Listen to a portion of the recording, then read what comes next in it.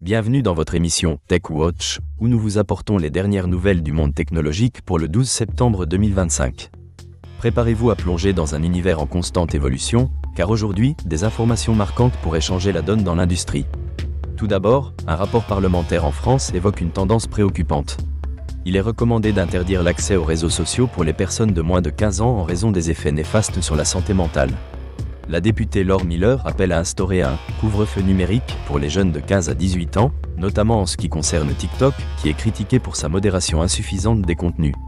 Un député a même saisi la justice concernant la mise en danger liée à cette plateforme.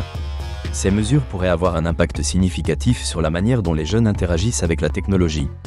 Dans le domaine de la cybersécurité, des innovations notables émergent. Thales a lancé le Datacryptor Model 5, un dispositif de chiffrement visant à protéger les communications contre les cybermenaces quantiques.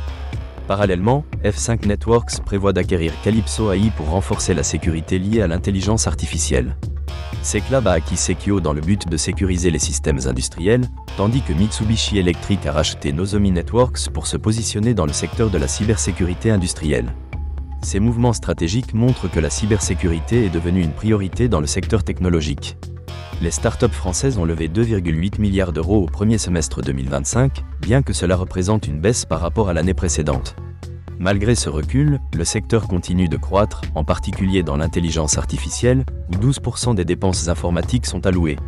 Cependant, des préoccupations économiques et politiques pourraient freiner l'innovation à l'avenir.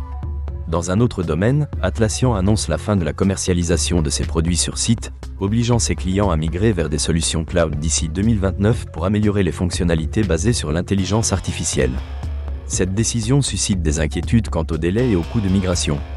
Concernant VMware, une analyste de la société Gartner prévoit que 35% des charges de travail seront migrées vers d'autres plateformes d'ici 2028, en raison des changements tarifaires annoncés par Broadcom.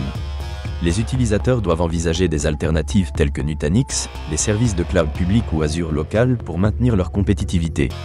NobleProg propose un programme sur l'intelligence artificielle agentique, visant à automatiser les processus métiers des entreprises et à optimiser l'intégration de l'intelligence artificielle.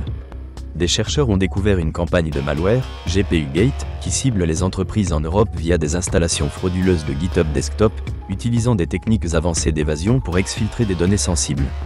Les entreprises doivent renforcer leur sécurité pour se protéger de ce type de menaces.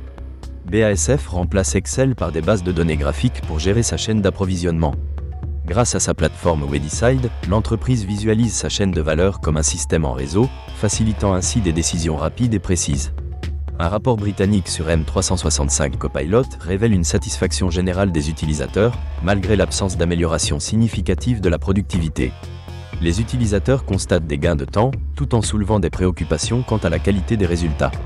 Une nouvelle campagne de phishing, nommée Salty2FA, contourne l'authentification multifactorielle en exploitant des canaux comme les messages SMS et les notifications push. Les experts soulignent que la multifactorialité accent aigu, autrefois considérée comme sécurisée, est désormais vulnérable, incitant les entreprises à adopter des stratégies de sécurité multicouches. Le rôle du délégué à la protection des données évolue avec l'augmentation des réglementations, notamment le règlement général sur la protection des données. Alessandro Fiorentino, délégué à la protection des données chez Adequacy, affirme que ce dernier doit garantir la conformité des données personnelles et jouer un rôle stratégique dans la gestion des données. Ces nouvelles illustrent des évolutions majeures dans le secteur technologique. L'optimisation des chaînes d'approvisionnement, l'adaptation des mesures de sécurité et le rôle des délégués à la protection des données sont essentiels pour naviguer dans cet environnement complexe. Merci de nous avoir suivis sur Tech Watch. Rendez-vous demain pour d'autres informations du monde technologique.